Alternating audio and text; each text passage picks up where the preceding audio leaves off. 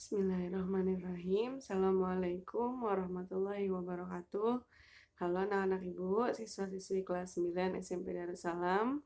Mudah-mudahan kalian semua senantiasa dalam keadaan sehat dan masih tetap semangat.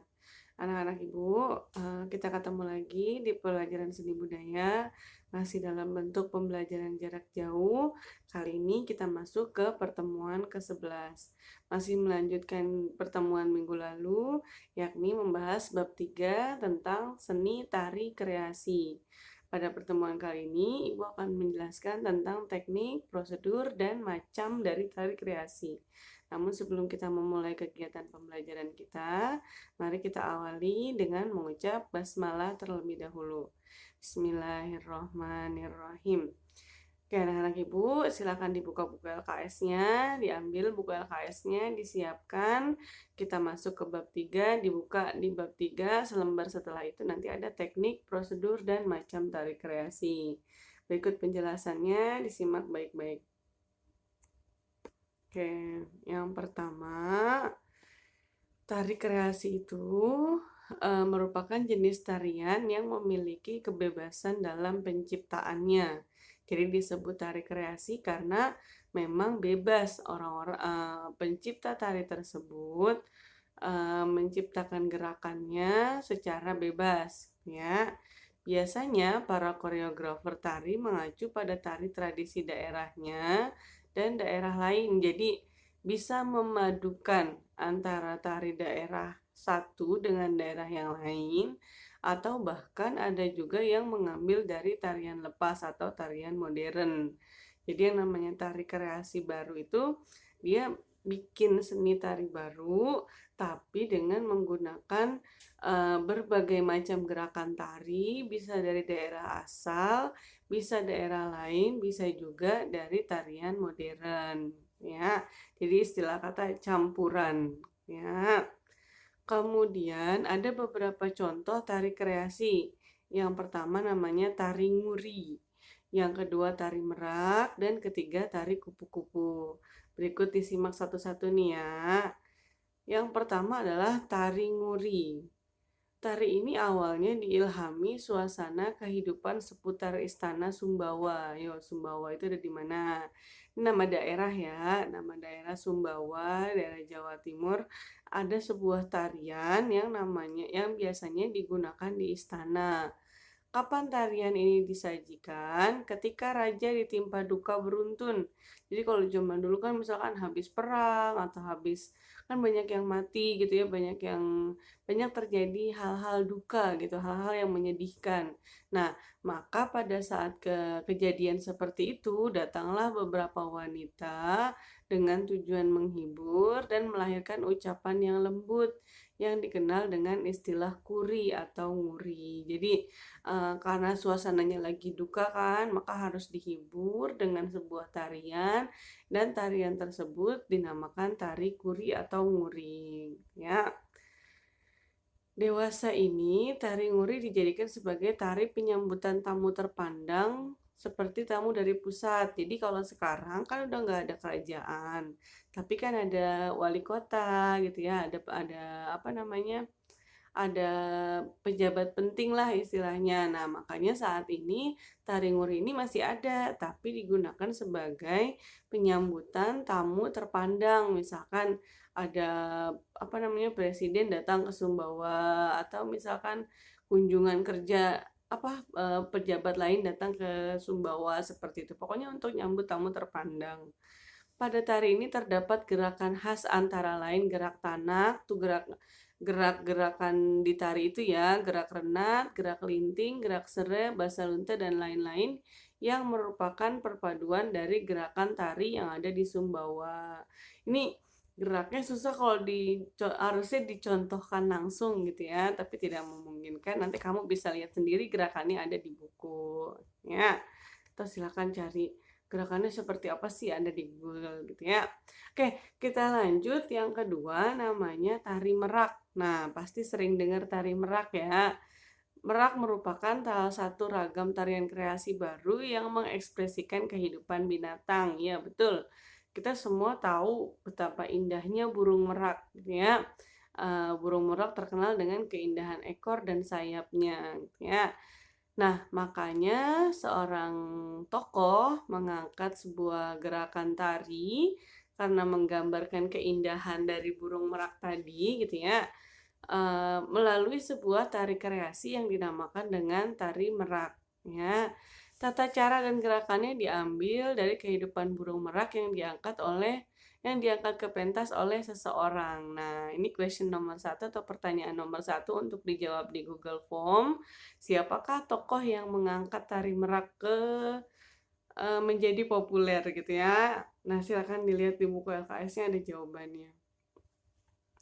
Dalam pertunjukannya, ciri khasnya terlihat pada pakaian yang dipakai penari. Jadi, yang menandakan bahwa itu tari merak, ciri khasnya dilihat dari pakaian. Pertama dilihat dari pakaian. Penarinya memiliki motif seperti bulu burung merak. Jadi, pakaian penarinya itu kain motifnya itu seperti burung merak, seperti bulu burung merak, ya, warna-warni. Ditambah dengan sepasang sayap yang melukiskan sayap atau ekor merak yang sedang dikembangkan. Gambaran merak akan lebih jelas dengan mahkota yang dikenakan oleh penarinya. Ini nanti video lengkapnya ada di minggu depan ya, di pertemuan prakteknya. Karena kita tidak bisa praktek langsung, nanti akan dijelaskan secara melalui video seperti biasa. Tarian ini biasanya dibawakan oleh 3 penari, jadi maksimal dia biasanya jumlah anggotanya 3 penari, masing-masing memiliki fungsi sebagai wanita dan laki-lakinya. Jadi 3 penari itu nanti jadi pasangan gitu ya, laki-laki dan perempuannya. Iringan lagu gendingnya yaitu lagu apa yang biasa dipakai di tari merak, ada juga di buku, nanti tinggal dijawab untuk di link Google Form question nomor 2 ya. Adapun dalam adegan gerakan tertentu, terkadang wadi trabonang atau alat bonangnya itu dipukul dengan kencang. Jadi pas momen-momen tertentu itu ditabuh dengan suara yang lebih kencang. Dengan tujuan apa? Menandakan gerakan sepasang merak. Ya, jadi kalau misalkan lagu refnya gitu ya di bagian inti dari tarian tersebut, maka ditandai dengan suara wadit rabonang yang dipukul dengan kencang. Kemudian yang ketiga namanya tari kupu-kupu. Ini juga tari baru ya, tari kupu-kupu atau tari kupu-kupu tarum. Nama lainnya tari kupu-kupu tarum. Tarum itu artinya biru. Merupakan tarian khas yang berasal dari masuk question nomor 3. Nanti silakan dijawab di link Google Form-nya ya. Dari mana asal tari kupu-kupu? Tarian kupu-kupu adalah sejenis tarian grup putri yang dimainkan oleh 5 orang wanita atau lebih. Jadi bisa banyak tari kelompok ini ya. Kemudian tarian ini menggambarkan kupu-kupu berwarna biru tua atau tarum yang sedang terbang atau hinggap dari satu bunga ke bunga lainnya. Jadi tariannya tuh pindah-pindah gitu ya dari satu bunga, menandakan perpindahan dari satu bunga ke bunga lainnya karena kupu-kupu kan menghisap nektar dari bunga ya. Nah, kemudian kita lanjut sekarang ke macam. Tadi teknik dan prosedur gitu ya. Sekarang kita lanjut ke macam tari kreasi. Satu namanya tari kreasi berpola tradisi. Yang kedua ada yang namanya tari kreasi tidak berpola tradisi atau tari kreasi baru.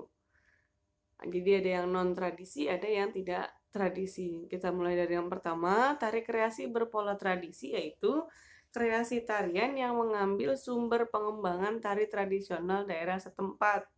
Susunan gerak atau koreografernya pun berdasarkan gaya tari daerahnya sendiri. Penggambaran tarian ini diambil dari latar belakang cerita, legenda, dongeng, dan mitos daerahnya. Isi tarian menunjukkan sifat dan karakter masyarakatnya. Jadi kalau yang tradisi, kreasi pola tradisi, tari tradisi, memang tarian tersebut berasal dari daerah setempat. Jadi tidak digabungkan dengan tarian modern. Jadi memang misalkan gini, gerakannya memang gerakan tarian-tarian tertentu yang berasal dari beberapa daerah, misalnya tarian Jawa, digabung Jawa Tengah, Jawa Barat, Jawa Timur gitu ya. Digabungkan jadi satu menjadi tari kreasi tradisi Jawa. Nah, seperti itu. Diambil dari mana? Biasanya diambil dari latar belakang cerita tari tersebut. Atau bisa juga dari legenda, kisah misalnya. Bisa juga dari dongeng atau mitos dan yang lainnya gitu ya. Jadi kalau yang masih tari kreasi pola tradisi, jadi yang diambil masih sifat keaslian dari tarian tersebut. Artinya masih menggambarkan tarian daerah asal atau tari daerah masih sifatnya gitu ya. Nah, kalau yang kedua namanya bertari kreasi baru atau non tradisi. Kalau yang ini baru nih, jadi tariannya baru. Dalam tari non tradisi yang diandalkan adalah hanya kebebasan berekspresi dengan mengeksplorasi gerak sebanyak-banyaknya. Kemudian menyusunnya menjadi sebuah pola gerak. Jadi, kalau tari non tradisi, si penari itu bebas berekspresi. Jadi dia mengeksplorasi atau mengeluarkan bakat geraknya sebanyak-banyaknya, ya. Kemudian baru disusun menjadi sebuah pola gerak. Setelah disusun pola gerak, dikumpulkan menjadi sebuah gerak yang nantinya dikelompokkan, kemudian disusun menjadi sebuah ragam gerak yang terstruktur secara koreografi. Kalau kita biasanya gini, kamu bikin apa namanya? Kamu bikin gerakan tarian sendiri, kan bermacam-macam tuh ya, tanpa berdasarkan gerakan tari tradisional. Nah, kemudian gerakan itu disusun dulu tuh. Baru nanti setelah disusun, dikumpulkan ada berapa macam gerak, baru nanti dibuat terstruktur. Pas musik ini geraknya bagus yang ini, pas gerak ini musiknya bagus yang pas musik ini geraknya bagusnya. Nah, seperti itu. Jadi setelah apa namanya di pola geraknya, setelah disusun tadi, dikumpulkan menjadi ragam gerak yang bagus, baru kemudian disusun secara terstruktur. Setelah itu baru kemudian apa namanya baru ditarikan gitu ya. Nah, tari kreasi baru sebagai media untuk mengungkapkan perasaan, keinginan, dan pandangan. Kadang terwujud dalam gerakan yang abstrak atau gerakan yang gak ada artinya gitu ya. Jadi, loh ini gerakan artinya apa gitu, itu namanya gerakan abstrak. Tapi gerakan itu sebenarnya adalah ungkapan perasaan dari orang yang menarikan. Dan gerakan yang tidak bermakna pada setiap elemen geraknya. Kan kalau tari Jawa, tari topeng, atau tari daerah tradisi, itu kan dia punya makna tersendiri gitu ya, punya arti tersendiri. Nah, kalau tari kreasi seperti ini, kadang-kadang ada gerakan yang memang tidak bermakna menurut kita pada setiap elemen geraknya. Kenapa? Karena tadi hanya mengungkapkan perasaan, keinginan, atau pandangan saja. Ya. Gerak yang dilakukan benar-benar dari dalam batin dan lepas dari sumber tradisi. Jadi, kalau dibilang gerakannya itu ya memang bebas gerakan sendiri, hasil karya cipta sendiri gitu ya. Makanya disebut tari kreasi baru. Oke, anak-anak Ibu, masuk question nomor 5, tuliskan 2 contoh tari kreasi baru non tradisi. Tadi question nomor 4, sebutkan contoh tari kreasi non tradisi ya. Jadi ada 5 question. Mana nih nomor 4-nya? Nah, ini question nomor 4, tuliskan satu aja. Contoh tari kreasi pola tradisi. Jadi tari kreasinya tapi yang berpola tradisi. Kalau yang tadi nomor 5, satu contoh tari kreasi tapi polanya non tradisi. Nah, ini ya, 2. Tuliskan 2 contoh tari kreasi baru yang sifatnya non-tradisi. Anak-anak Ibu, dikerjakan soalnya di link Google Form, dijawab sebisanya. Tidak harus benar 100% karena ini kita latihan dan ini sebagai bukti absen keaktifan kamu di pelajaran seni budaya.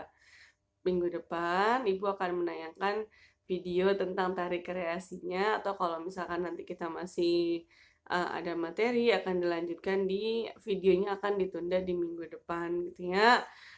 Pesan Ibu, Tetap semangat, jaga kesehatan, jaga kebersihan di rumah aja, tidak perlu keluar jika tidak sangat diperlukan. Rajin belajarnya, ingat kalian sudah kelas 9, tugas-tugasnya dikerjakan, mudah-mudahan nanti bisa lulus, bisa dapat nilai yang terbaik juga. Sampai di sini dulu pertemuan kita di pelajaran seni budaya. Kurang lebihnya Ibu mohon maaf. Kita ketemu lagi minggu depan masih dalam bentuk PJJ. Mudah-mudahan kita segera bertemu secara langsung ya. Amin. Tetap semangat belajar dari rumah. Wassalamualaikum warahmatullahi wabarakatuh.